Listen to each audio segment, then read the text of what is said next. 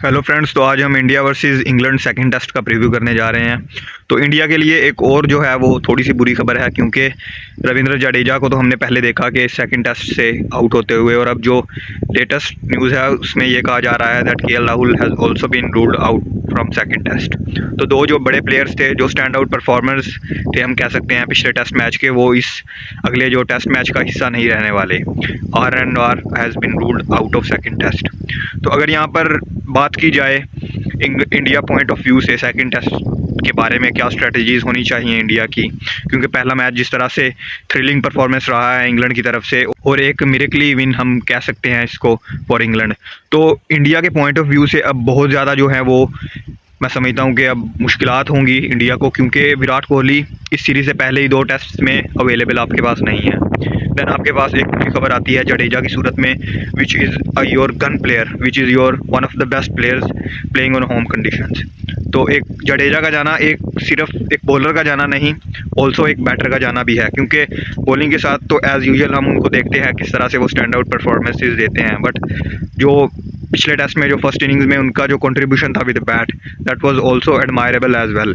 तो Ravindra Jadeja is a big loss. Then अगर बात की जाए केएल राहुल की, तो केएल राहुल मैं समझता हूँ कि one of the few batters आप कह सकते हो in this India's batting circuit जो कि इन फॉर्म थे।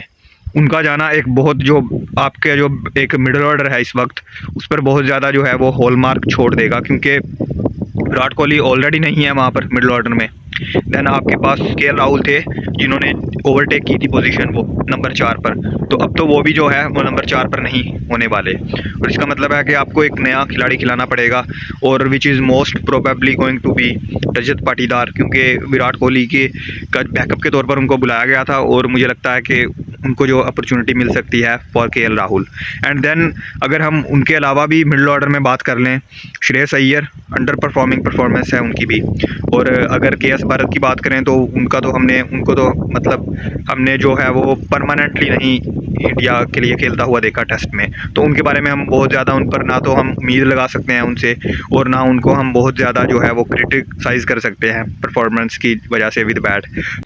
Not even in middle order. चलिए मिडल ऑर्डर तो ठीक है, केएल राहुल भी जा चुके हैं क्योंकि कोहली भी नहीं है आपके पास। इवन के जो आपका टॉप ऑर्डर है वो भी अंडर परफॉर्मिंग है,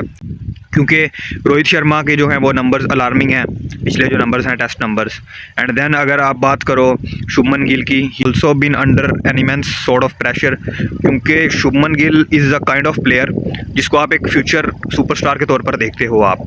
और उनके बल्ले से रन ना आना, मतलब जिस तरह से एक प्लेयर की हाइप होती है, और उसी तरह से अगर वो अंडर परफॉर्म करता है एक्सपेक्टेशंस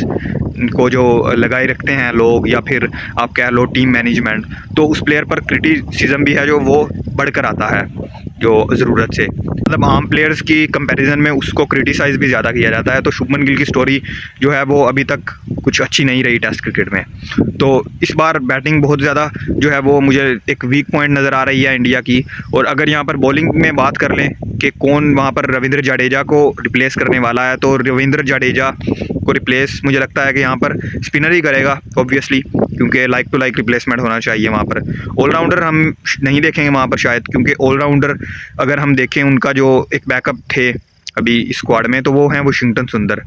बट वाशिंगटन सुंदर का जो मुझे लगता है कि रोल वहाँ पर नहीं जो उनको जचेगा, क्योंकि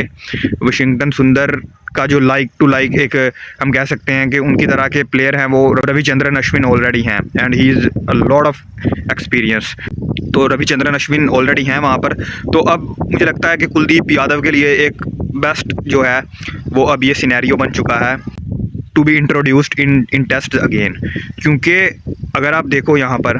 मैं तो पहले मैच में भी कह रहा था कि कुलदीप को खिलाना लेना चाहिए वहाँ पर, बट इंडिया ने जो है वो अक्षर को खिलाना चाहा, क्योंकि अक्षर बहुत देर से परफॉर्म कर रहे हैं इंडिया में, तो that was not a bad call. But अब जो है वो कुलदीप का बिल्कुल जो है वो डिज़र्व करते हैं वो टीम में खेलना, क्योंकि अगर हम एक टेक्निकली भी यहाँ पर चीज़ नोट करें, जो डाइवर्सिटी है उसको देखकर टीम को पिक करना चाहिए, क्योंकि जडेजा की जगह पर मोस्ट प्रोबेबली वहाँ पर अक्षर पटेल रोल लेंगे नंबर 7 पर, which is left arm orthodox. Then Ravichandran Ashwin right arm off spin है आपके पास, तो वहाँ पर वाशिंगटन सुंदर या किसी और को खिलाने का वहाँ पर कोई सेंस ही नहीं बनता। अब आपको थोड़ी सी डाइवर्सिटी चाहिए एक लेफ्ट आर्म चाइनामैन चाहिए which is available Kuldeep Yadav को वहाँ पर खेलना है। और आपको यहाँ पर ऐसा भी नहीं कि रविंद्र जडेजा की जगह पर आपको एक बैटर या फिर आप कह लो कि आपको एक प्रॉपर ऑलराउंडर ही खिलाना पड़ेगा, क्योंकि आपके पास ऑलराउंडर्स ऑलरेडी दो हैं। Ashwin is a really good allrounder in Indian conditions, और आपके पास अक्षर पटेल भी हैं। तो 8 नंबर तक आपकी बैटिंग बिल्कुल सॉर्ट आउट है। 9 नंबर पर आपको, आप समझ लो कि जडेजा की जगह आपको एक स्पेशल बॉलर ही खिलाना पड़ेगा, नॉट अ बैटर। आप बैटर की जो है वो ध्यान से निकाल दो चीज़। तो Kuldeep Yadav has to be the choice for Ravindra Jadeja. And अगर फास्ट बॉलिंग में बात की जाए तो सेम कम्बिनेशन होना चाहिए। बुमराह ने आउटस्टैंडिंग बॉलिंग की, उनकी जो कंडीशंस हैं वो फेवर में नहीं थी, बट जो स्किल सेट है उनका, उससे उन्होंने प्रूव किया कि why he is one of the best in the world right now. और सिराज की परफॉर्मेंस थोड़ी सी ज़रूर थी अंडर परफॉर्मिंग, क्योंकि उनको ज़्यादा बॉलिंग भी शायद नहीं दी गई, और इसी वजह से जो है उनकी तरफ से हमें आउटकम नहीं देखने को मिला। तो हम होप करते हैं कि जो अगला मैच है इसमें जो बैटिंग है वो एक तरह से निखर कर आए, और जो अंडर परफॉर्मिंग प्लेयर्स हैं इस वक्त, श्रेयस अय्यर हों, चाहे वो शुभमन गिल हों, या फिर वो इवन कैप्टन ही क्यों ना हो रोहित शर्मा, उनकी तरफ से हमें परफॉर्मेंसेस देखने को मिलें और मैच विनिंग परफॉर्मेंसेस देखने को मिलें।